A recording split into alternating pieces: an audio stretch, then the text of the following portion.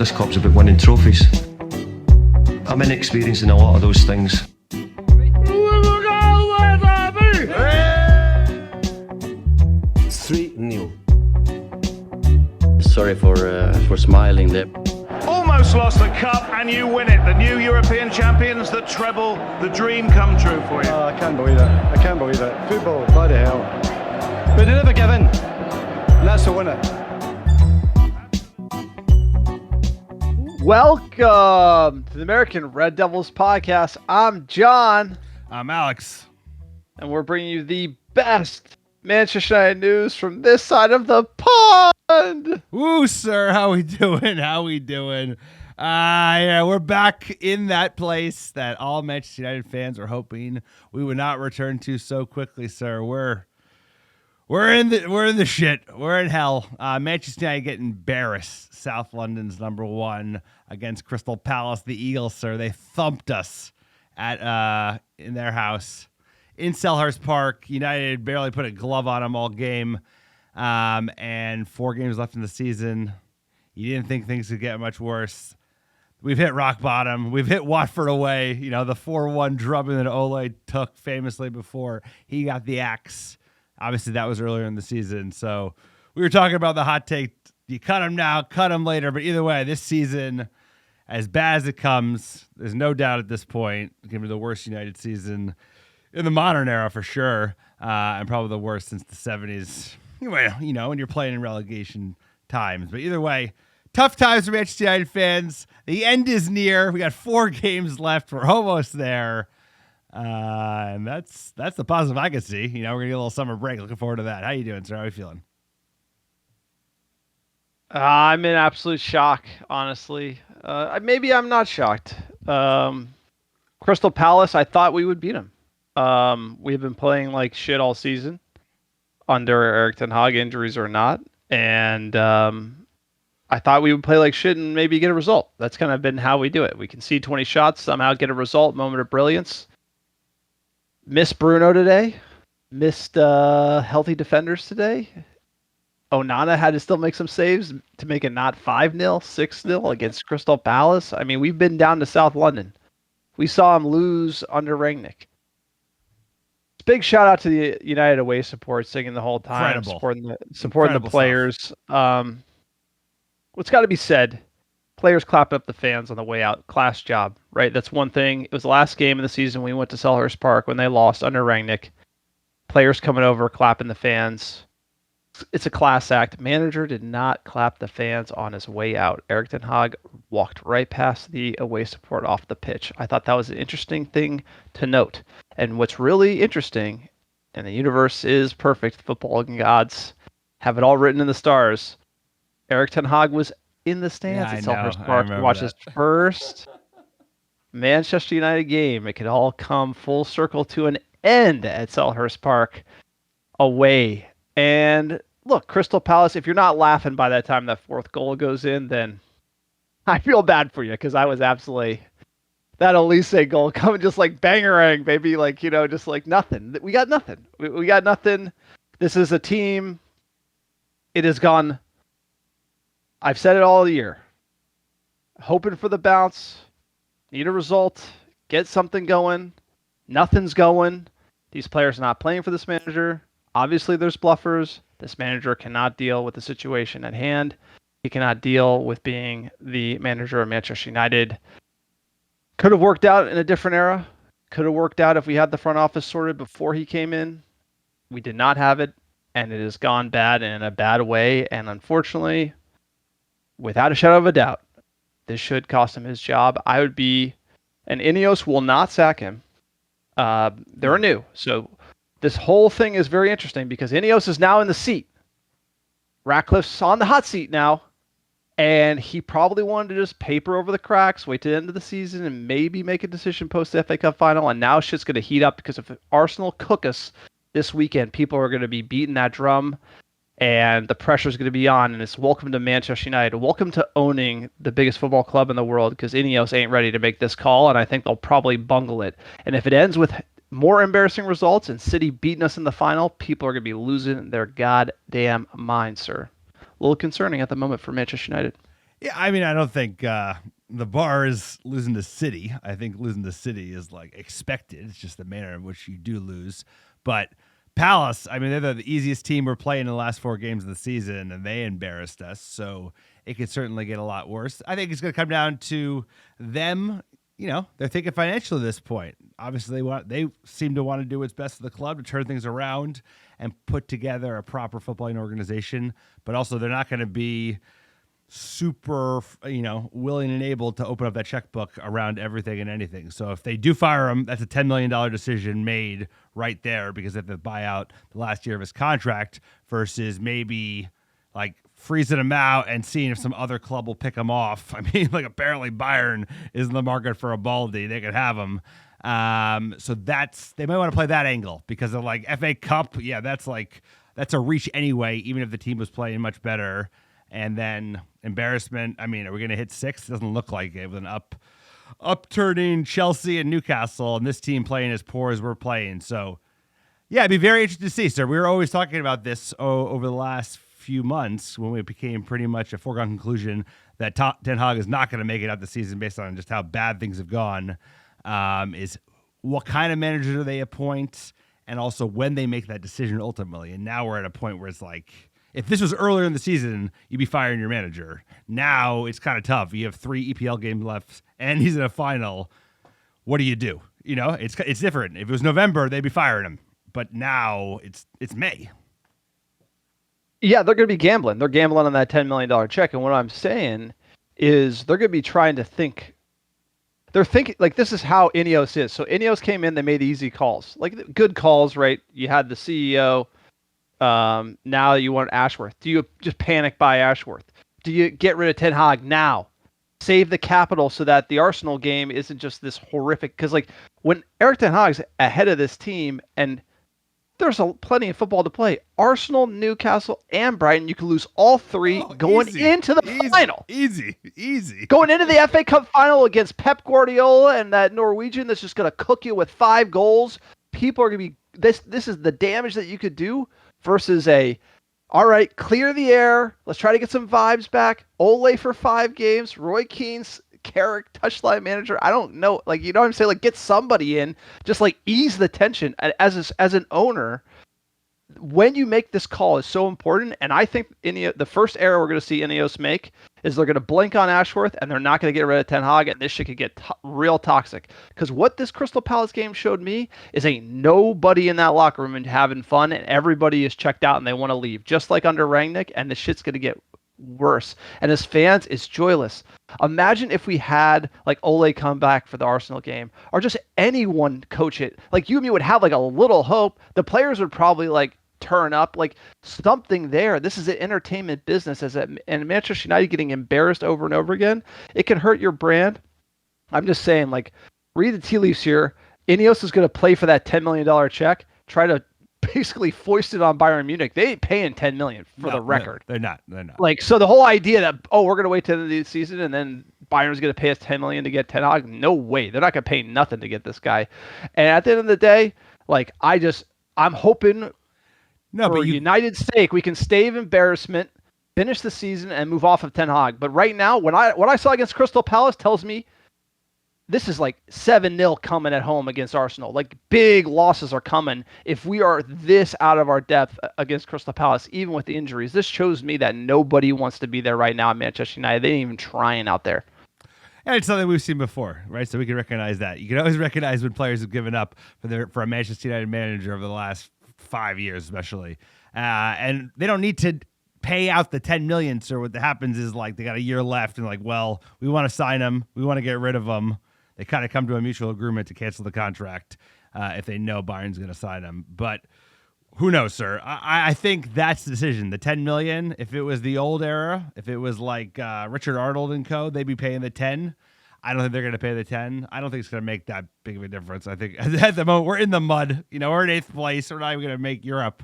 So either way, it's embarrassing. I mean, we lost 4-0 to Palace. They did the double on us, and we didn't lay a glove on them today. So things are as bad as they can get, but you always figure they were going to be as bad as they could possibly be before they hopefully turn with the new team up Yeah, at the but top of the pyramid. So it's bad, sir. It's going to stay bad. And I think people should just, hope that the pain doesn't last too long because we're in it, dude. We're in the shit.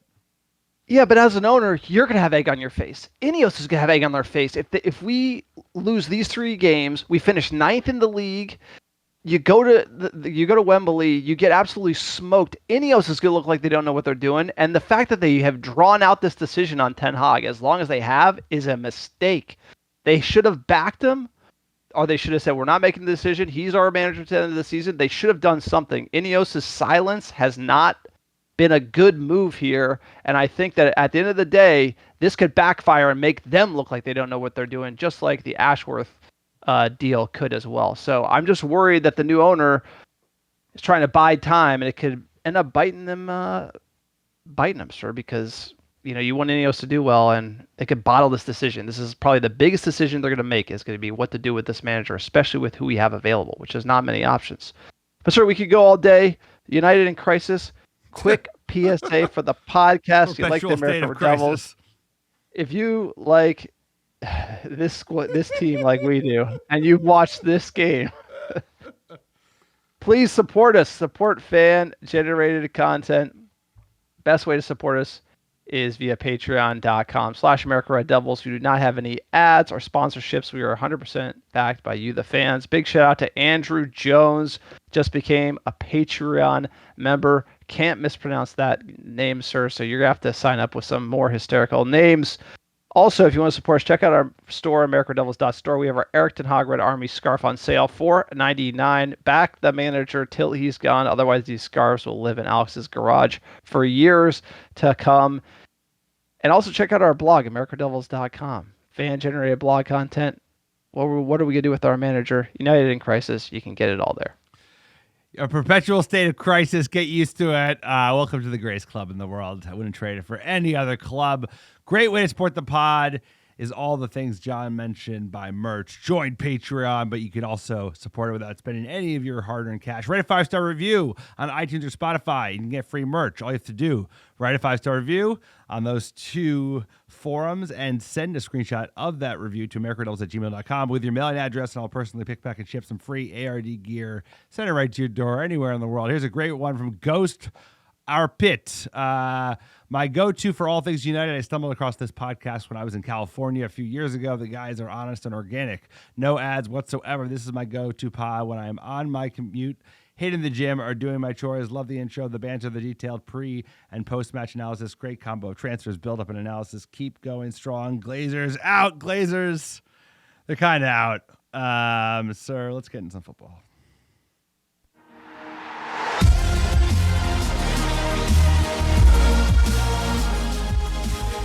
All right, let's break it down. Crystal Palace 4, Manchester United 0. Selhurst Park. Sorry, I almost said let's just not even recap it. Let's just go straight into the crisis. Just go through. Just rip right through it, sir. This is pretty bad. I'm gonna let you know. This is pretty bad. It's 4-0 Palace. 4-0 Palace, sir. Did you see the bench? Yeah, it's pretty bad. No Bruno. First game he's missed from an injury, which is kind of incredible. So. Yeah. Onana in net, Wan-Bissaka, Johnny Evans, Casemiro, Delo, Mainu, Eriksson, Mount, midfield, Garnacho on the left, Hoyland up top, Antony on the right, sir, Mason Mount in the muck. Shit football is all over him. Hate to see it. Yeah, well, you did get the jersey, so you jinxed him. The big omissions, of course, not seeing Bruno Fernandes, who we've seen week in, week out for so many years now. You would like, given the injuries, you would like to see Ahmad, but we know what this manager is, he's facing down the barrel of a gun, so he's going to play his boy Anthony. No big surprises there, sir. Should we get into that game? Let's go. Just play the goals. All right, 12th minute. Palace, they started early. Past Casemiro, cutely. Plenty of options to the left, but the shot is on. It's certainly on. On target, and Crystal Palace score early. Yeah, United kind of knocking the ball back and forth in the first 10 minutes. And then as soon as Palace get the ball, they just cut through Casemiro like warm butter with a knife, sir. Unbelievable stuff. Every goal we conceded today, one of our players just got beat so bad. And then they just walk right into the box and finish past Onana. And there you go. 1-0 Palace. Next goal. Okay, 40th minute. Mateta goes on. He lines it up and crashes it home. So there were some bangers in this game. Our boy, I hate to say it, Johnny Evans getting cooked outside the box. Comes a little outside his position for his liking. But you must say the Palace player with this good, strong finish, near corner, 2-0. Heading into halftime, sir. What, like, I think someone said it. Like, one of the commentators was like, "Oh, there's gonna be quite the halftime talk." I was like, "Have you watched these games this season? You expected nothing from United in the second half, and that's basically what you got. No changes in the second half after what we saw." What's funny is I remember under Ole, like one thing we criticized him for was basically like he couldn't get a tune out of the team at halftime. And like the Mourinho team, you could see like come out and then at second half they would completely change. Oh yeah, like but like a manager that can't get a tune after a shit like you can have a shit first half, but you got to get a tune, got to make a change. Like Ahmad coming on here, like Bluffer Anthony, see you something like set the tone. Like there's none of that. This is dead man walking stuff. That's what I am most concerned about this United team at the moment, because you come out and you concede and you don't make changes. It's like nightmare scenario. This is horrific. I agree. You got to switch something up. I know that he didn't have a lot of options, but Anthony was doing nothing in the first half, gave the ball away a bunch. You got to try a mod. But hey, what do you expect? Here we go. 58th minute, sir. Ooh, one back. But they're not going to be in that position, because it's 3-0 from the number 3. And honestly, Tyrick Mitchell. Palace had a number of big chances, but that one just like Delo getting absolutely cooked far post. We've seen that too many times over his United career.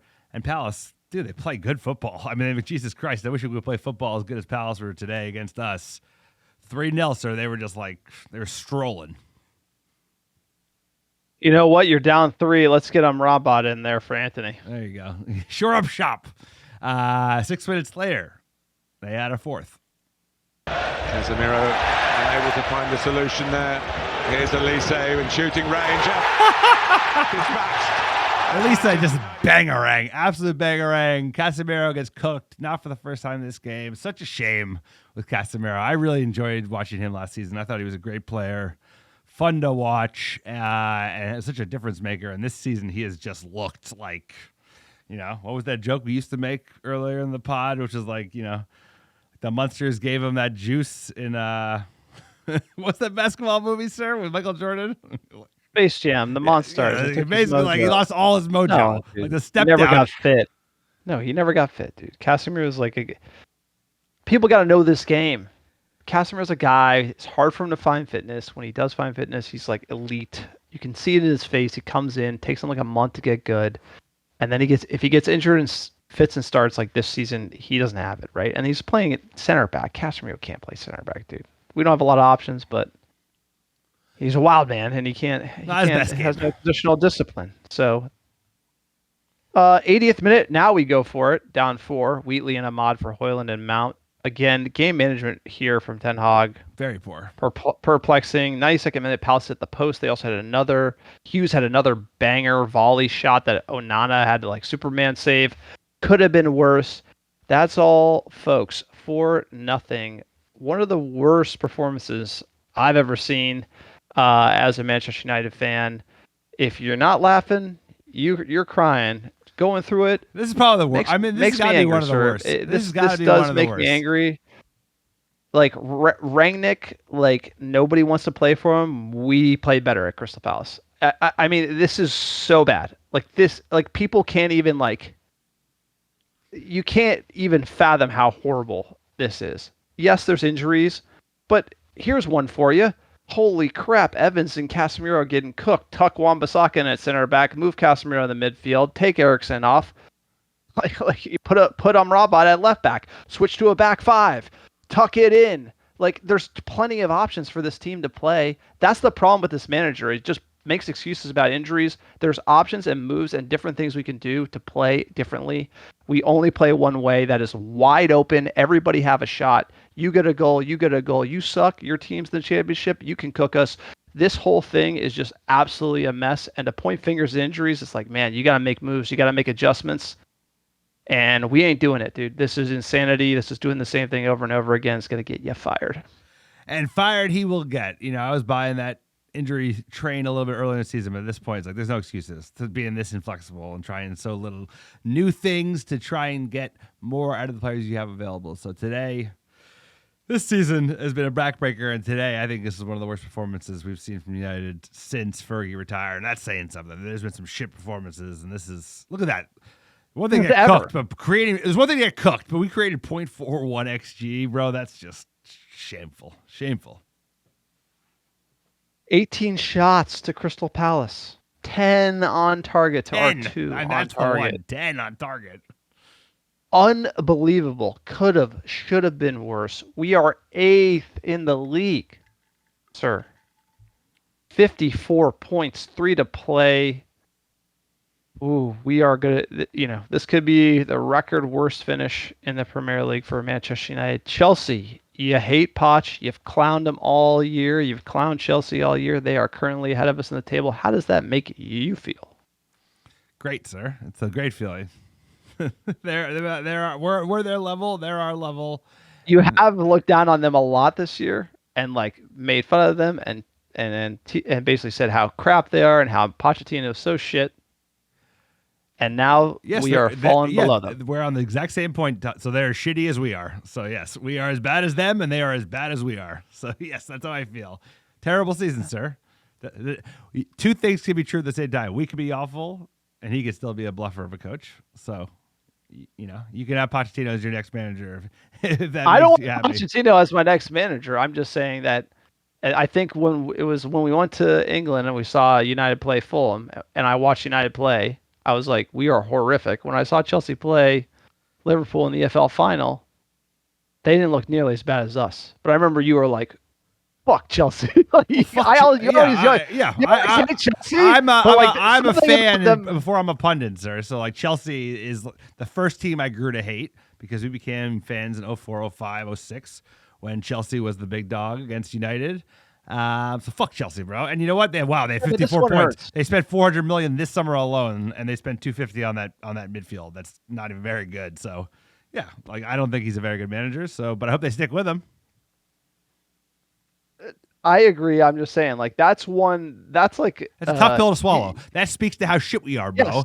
Eddie Howe, too. Yes. I think Eddie Howe's a bluffer, even though I think he got them to a good position and he did a good job up to a point. But now they've caught us. That is just an indictment of how shit United has been. So shit. What do we have? 2 wins in the EPL of the last 10 fucking games. That's the right reason we've been caught.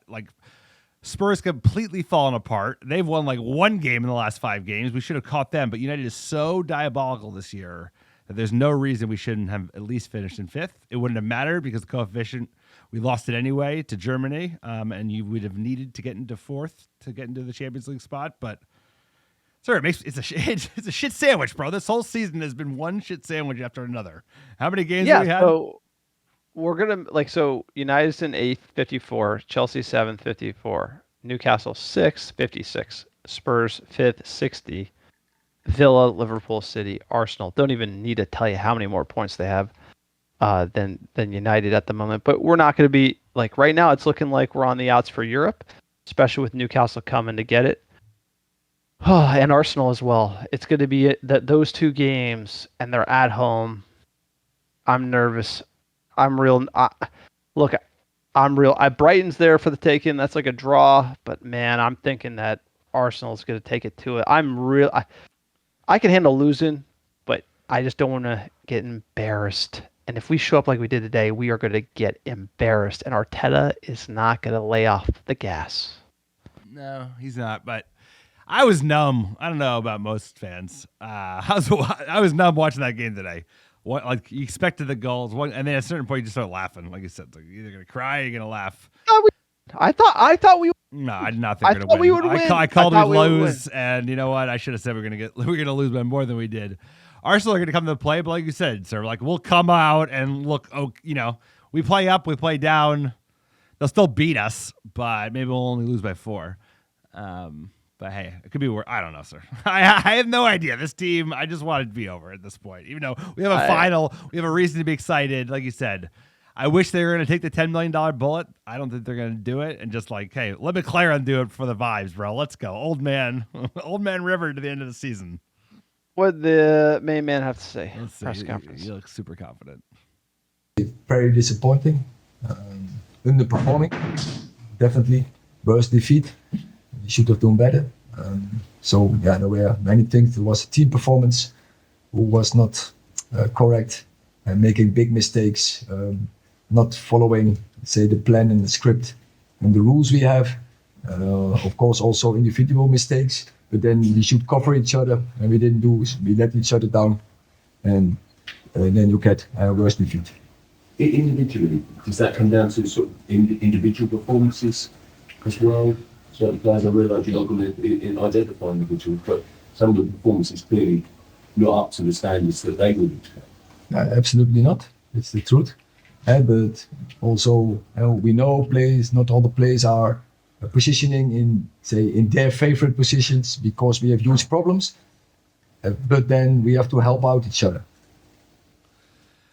It's disappointing. Disappointing because, hey, I'm a diehard Manchester United fan. I want the manager to back the club, represent the club in a good manner. This whole shit, this is something that he would never do a year ago. And I don't think he even did it early in the season, but he knows he's fucked.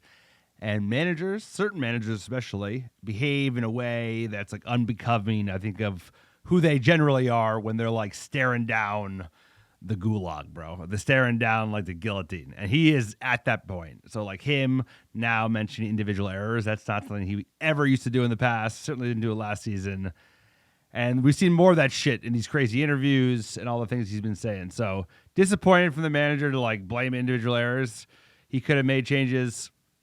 Certainly his injuries, but you have to try different things. And we've had even more players available early in the season. We've still played like shit and not tried things. So I don't like what they do. I don't like when managers at the very end of their rope just start like throwing fucking mud at the club or like, making like different types of excuses. So that's just... He's done it all.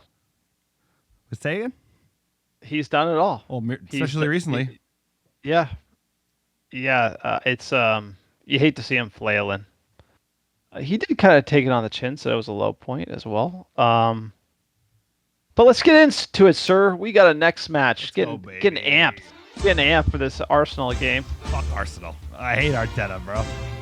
Sorry. Manchester United versus Arsenal, Old Trafford, Sunday, May 12th, 8:30 a.m. Pacific, 11:30 a.m. Eastern. Hello, darkness, my old friend. Arsenal coming to Old Trafford.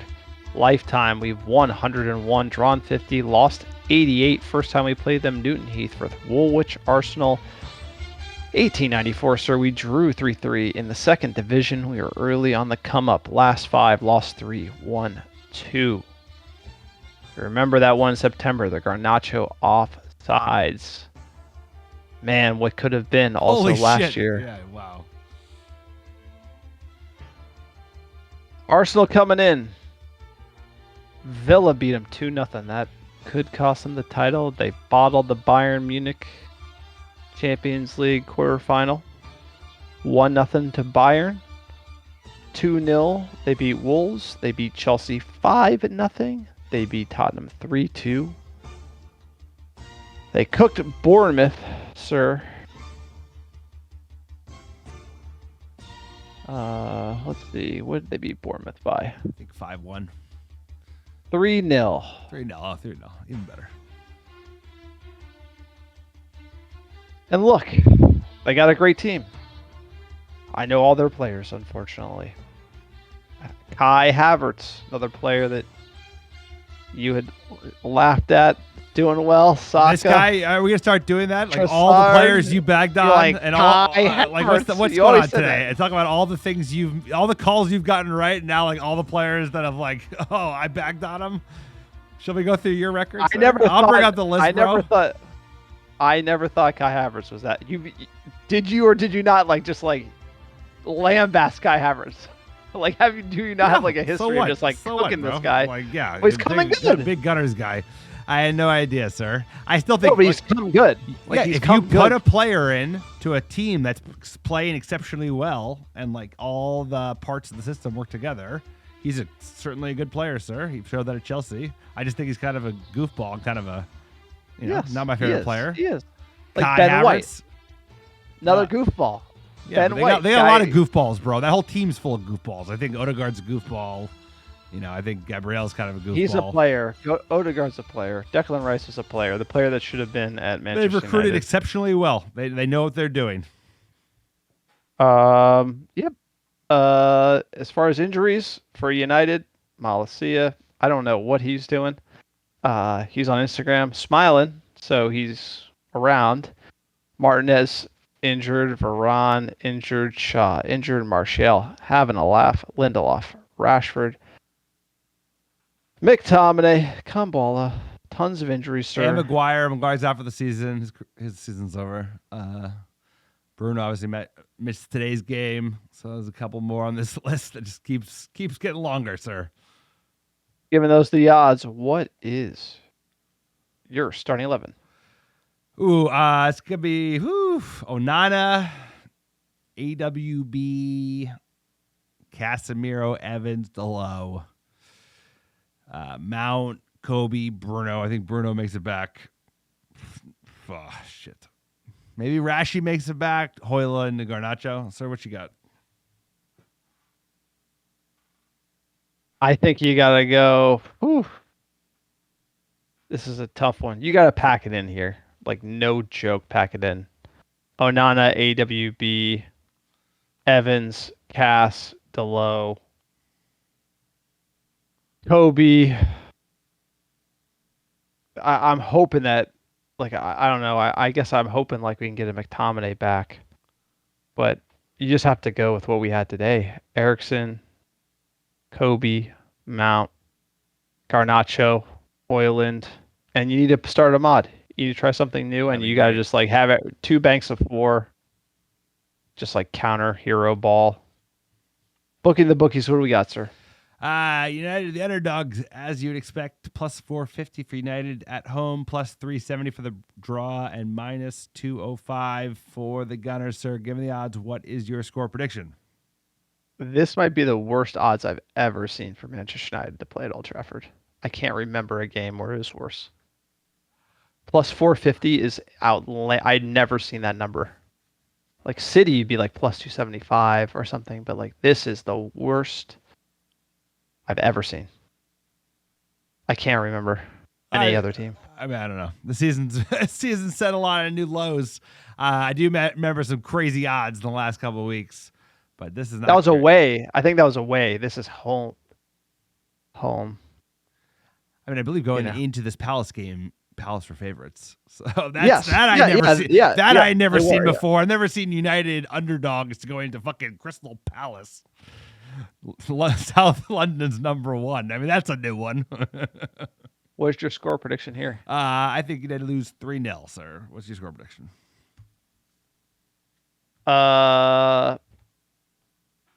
We're if Erik ten Hag's at the wheel, I think we could be going 6. 6. Wow. All right. If Palace is like, just do the math. Do the football math.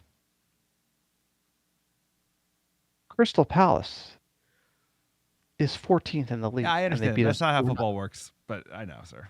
No, I know, but Arsenal is First, yes. like They're first in the league. no team has scored more goals than Arsenal. No team has conceded less goals than Arsenal. This is not like this is a serious team coming in here, and they got something to play for, which is the title. And by the way, that 8-2 that we keep rubbing in their nose. That's what concerns me, is how we just absolutely demolished them with that result, and they're looking to get even. And we have one fit center back. His name's Johnny Evans. I like Johnny Evans, but you got cooked by Eze and fucking those 2 wingers on Palace. Like, we're cooking our defense all day. Yeah, I say 6-0. There you go, sir. Let's get into some news.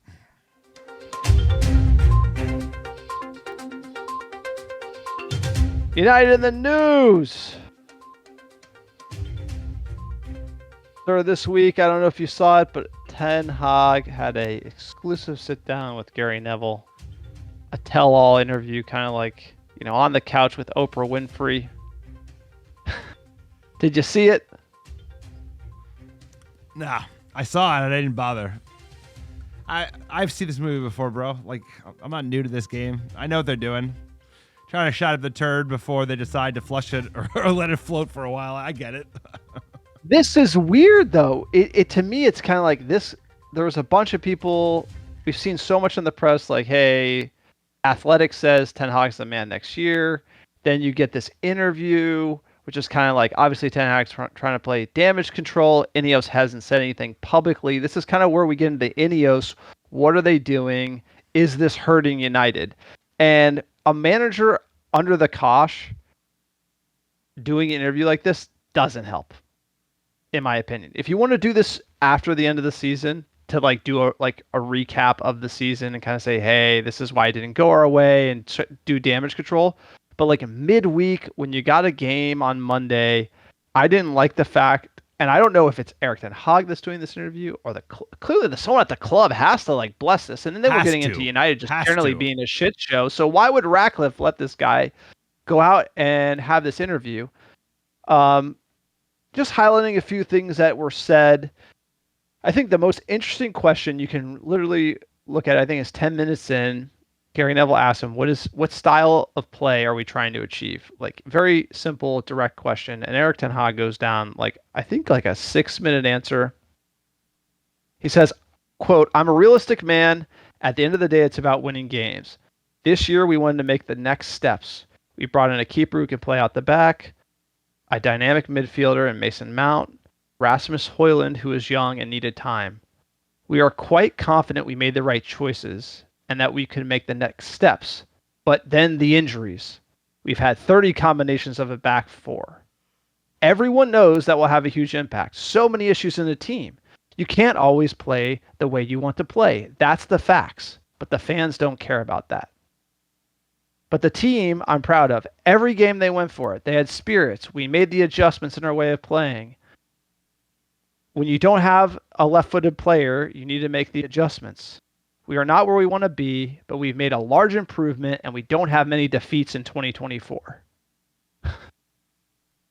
And when he was asked why he couldn't play the Ajax way, he blamed recruitment, like not being able to get Frankie de Jong. Or again, like for me, that's more of like an excuse. He also mentioned how he wanted to sign Harry Kane, another thing that Ole Gunnar Solskjaer did. Oh, I wanted to get Holland. I wanted to get this player. I wanted to get that player. Like in hindsight, all these great players you didn't sign, that managers go down that road too. Which again, I don't like when Ole did that either, because you signed who you got at the time. You blessed the signings. For me, it's just too mashed potatoes. It's like, what are we trying to do? He can't answer it. Then he blames recruitment. Then he talks about injuries. It's all over the place. I need a guy who can shoot me straight.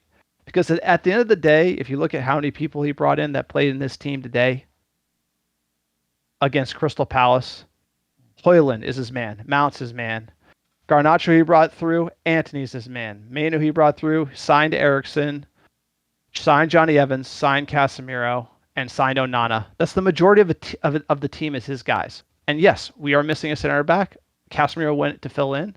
There was no system there. We're not playing out the back, and that's not because there's no left-footed player. So, again, I'm just having trouble squaring what Erik ten Hag's saying here. I don't think it was a good idea to do this interview.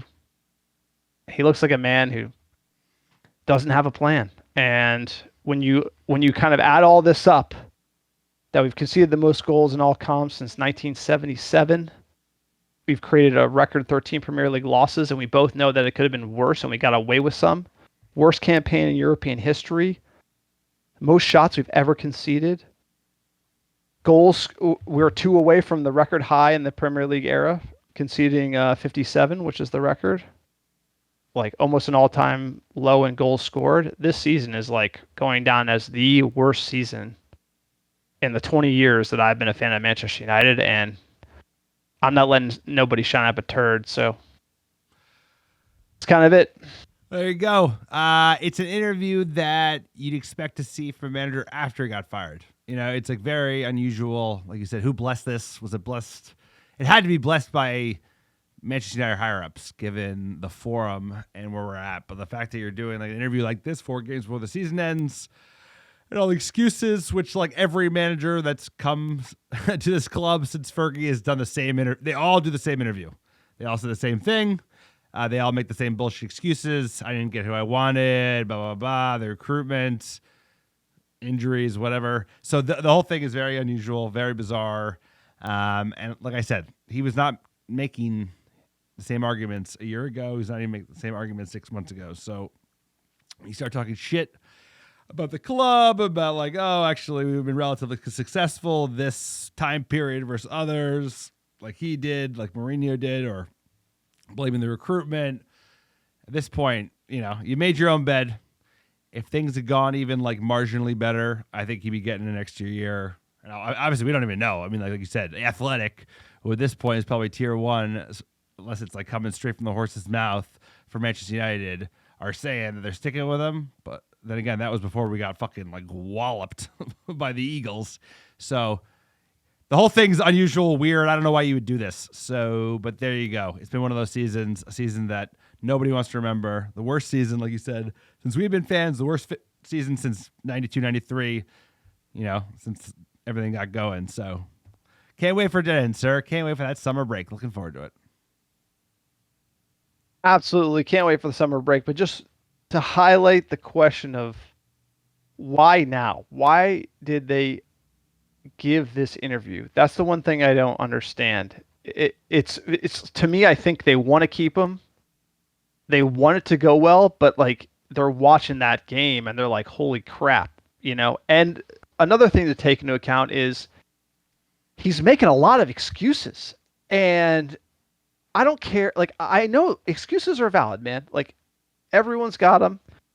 But when you're coaching an elite team that's pretty much given up, and then you're making excuses as a leader of men, a man manager for that, and then the players are watching this, and it's almost like he's trying to like say it's the players' fault. He hasn't gone there yet, but like today in the post game, you know, he is talking about it, because it's almost like he's going to throw the players under the bus to try to save his job, and then we're going to play worse.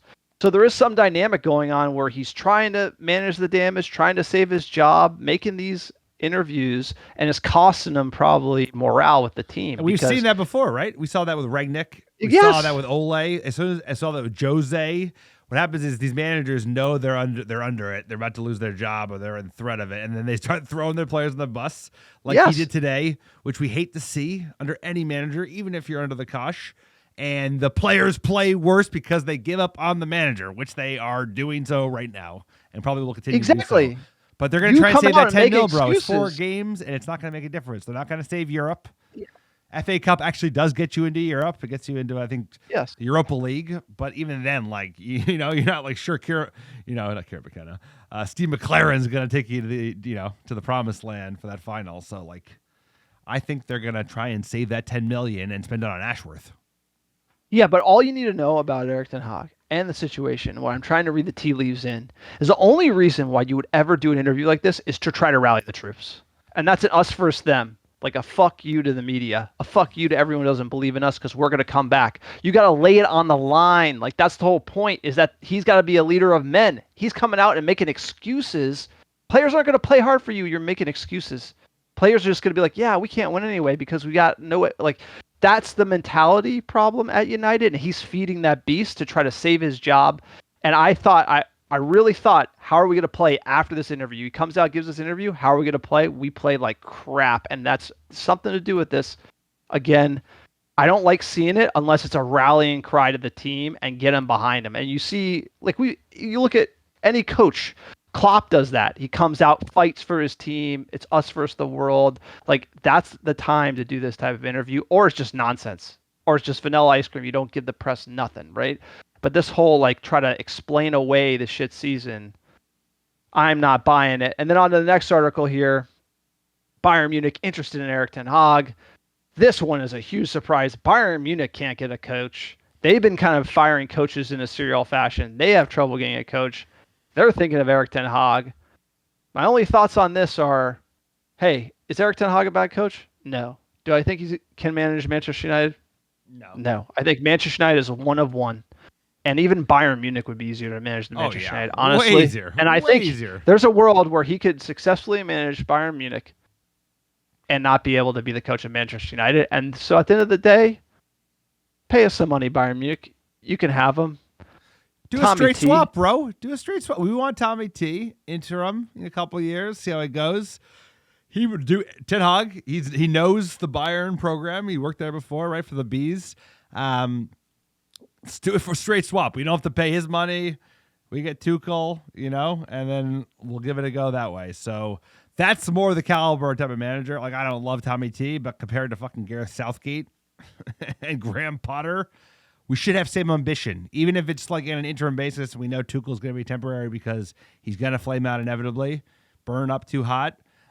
We have an ambition in Manchester United. There should be an ambition of a certain level of manager that's going to come in and at least expect to compete for stuff.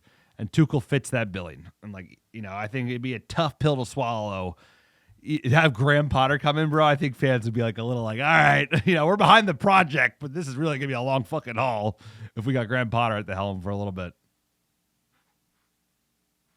For Ineos, this call and when they make it is going to help him save face, and they better hope it doesn't get off the rails, because it can get real sideways real quick. Next one here, and this isn't going to help the team either. I know, it's true. To credit, it's like, true. and this is an Ineos thing. It is. Everyone's up for sale. Bruno was interviewed in Portugal, and he basically said like he's not going to comment on it. Like, he didn't say I'm not. It was like, are you going to commit to United? And he didn't say yes. It's one of those like non-answer things, but it's also like a what the fuck? Like, only 3 players aren't for sale. That's not going to help the team finish strong this year either. No. That's something that's going against Ten Hag. This has to be coming from Ineos, or it's leaking from somewhere. Yeah, that's not a fucking good idea either. No. But obviously they're trying to get ahead of the summer and let everyone know, hey, fucking anyone you want, you can buy, which I understand. And this is when it comes, hey, welcome to owning fucking Manchester United. This is the fucking like real deal. This is the snake pit, dude. Like, this Ineos, I said it, they're going to make mistakes, but they're going to learn from these mistakes. Len Ashworth run, not fucking back in Ten Hag or not back in Ten Hag. That doesn't help the situation. You're letting them out on the vine. You think that's helping the players? If they want him to stay, they should be like, we're backing him. He's back next year. The players might get in line. That's whole thing about this whole shit show that is Manchester United. Ineos, hey, nice new CEO.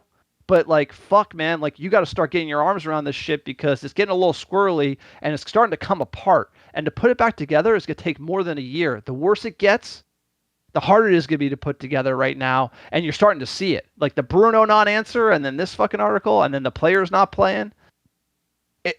Ineos is going to make a meal of it before they figure it out. But, man, I just felt like, dude, these results have been coming if you watch this team. I thought Ten Hag probably should have gone a few games ago, and they should have gone interim in just to stop the bleeding, and then start managing the agents and the players and just start thinking about next year, like get Ashworth in. Like, that's more of what I would have been thinking, is like, hey, this is going to go sideways. We got to get a hold of this situation real quick.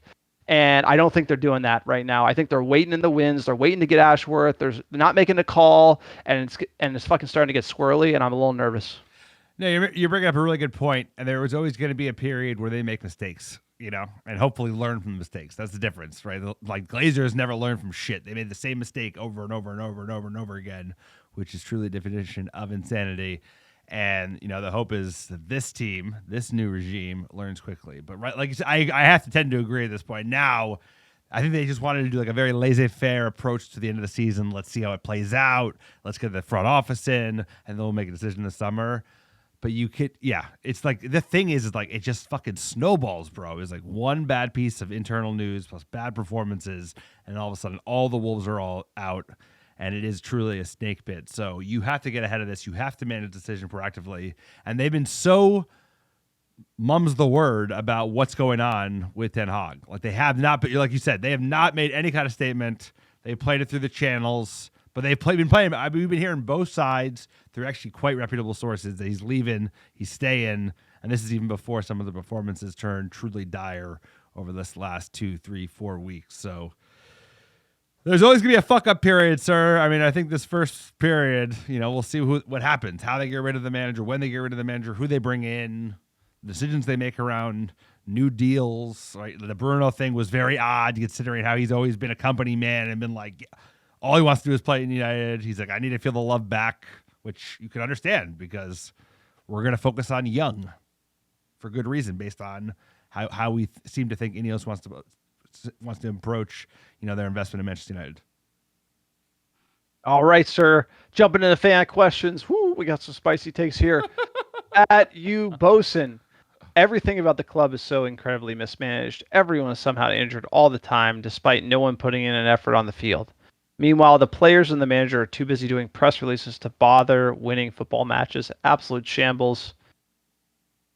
Ulrich, it's just going to be like this for a while, my man. I have a feeling it's not going to get nicer before it gets worse. This is just going to be a tough one.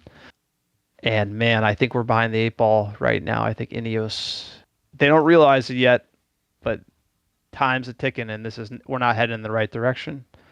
At Nathan Forrester, as frustrating as it is, I think lack of European competition, whether it be Hans and Franz or Conference League, will be good for the new manager to spend more time to focus on building up the squad for the years to come. What are your thoughts?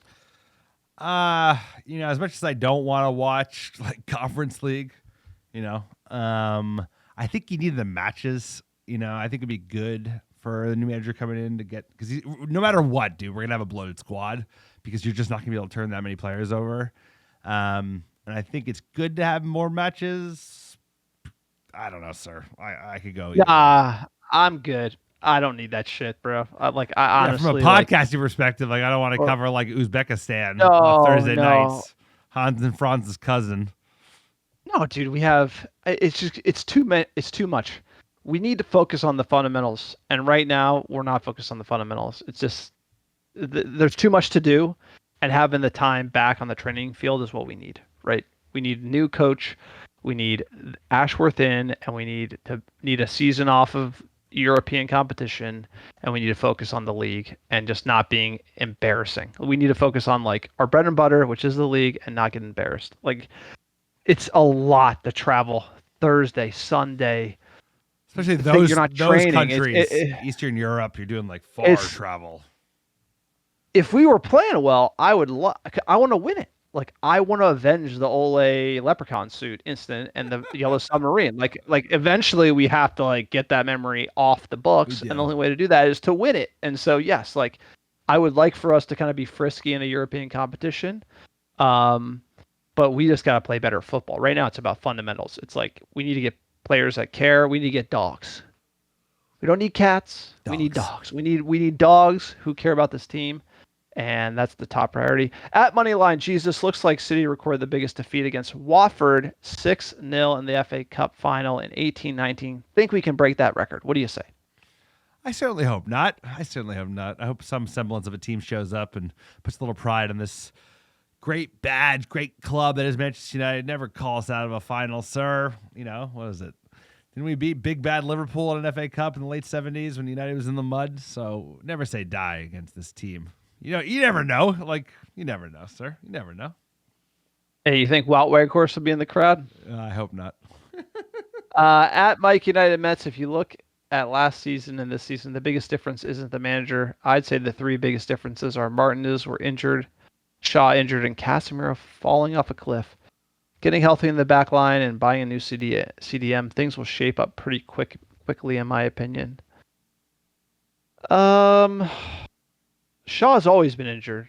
I mean, I think he's missed 40-something% of the games that are available. Casemiro had, he got injured. He finished strong, but he wasn't great all year. He was great. He did play. Had large swaths that were really great, but Yes, but okay, so at the end of last season, you and me said, hey, when we didn't have Casemiro, we were horrible. We need another CDM. That was what we said. We need to go out and get another CDM. Yes, then they signed Mason Mount. And we also said, hey, center back is a real problem. We need to get another center back, right? And we didn't get him. And so I feel... we got Johnny Evans, bro. No, but I feel the issue, Mike, is we actually didn't get the players in the positions that you just listed. Like the recruitment was so bad last summer. We needed honestly, two strikers. We needed two strikers. We needed like a young young CB just to like be in the mix. We needed someone to back up Casemiro more so than Mount because we had Eriksson, right? You don't need a Mount. And then Kobe. And I don't came like in. the excuses either. Like when he's talking about like, oh, we can't play a certain way. Well, why wasn't the left-footed center back the biggest priority, right? Like, you know what I'm saying? These linchpin comments about like Everyone's why we sick can't of play the Ajax excuses. way, and it's like we signed Mason Mount for like 70 million. It's like that could have been a center back and like a decent striker. Like, you know, like insert random striker from the Bundesliga here, like which we could have used. At Goncho, at this point, we only watch because we love the club. The players don't have the same fight and passion or desire to be great as other United teams. All IG posts and cash and checks. I've been his defender, but I'm Erik ten Hag out at this point. We have to have a full house clear out immediately. At Yoni Boy, sir, so just want the season to end. Where did it go downhill from us? Was it injuries? Was it the Sancho effect? Also, what do you guys think? And do you think Erik ten Hag is keeping his job? I think it went downhill last summer. Something happened. I think the recruitment was shit. I think Erik ten Hag's recruitment has been piss poor, like really bad. And again, you defend him and say he shouldn't have been able to make those calls, and I do agree. But like he was making those calls, and the recruitment has been horrid. Anthony being that, not getting the center back, not shoring up a CDM. I just really feel that like the signings this summer made no sense. The preseason and then the drama and the fallout, we haven't been able to recover. Yeah, It was all meant to it's probably fail the last summer. summer. I mean, there's a lot. You know, I don't think any manager has. I think every manager has been pretty poor with recruitment. If you look at their track records, but I think it's none of his transfers came off well at all. Like Mount missed the whole season. Onana fucking was terrible at the beginning of the season. Højlund was injured for the first part of the season, and you needed two strikers. And I think he tried too much in the summer, and then the stubbornness, bro. He is. I think he would have done better if he wouldn't like. He was gaslighting United fans, which we really don't like to be gaslit by our manager. It's like United fans are smart.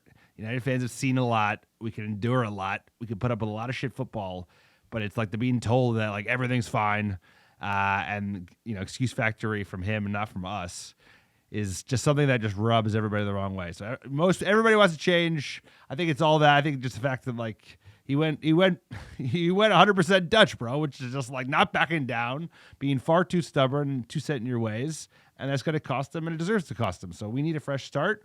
And hopefully, I don't really care if it comes this week or June 1st, because it's the same shit to me, but it's coming, and the sooner the better. So either way, I'm excited to see what the next chapter brings for Manchester United. At Bub C316, this feels like Ole's last game at Watford away. And then we have a lot of comments about Ineos. At Red Dan Habs MUFC.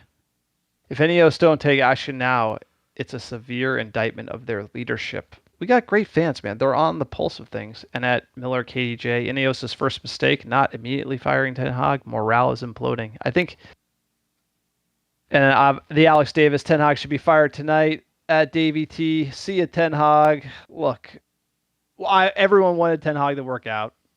It's tough to see it. It kills him.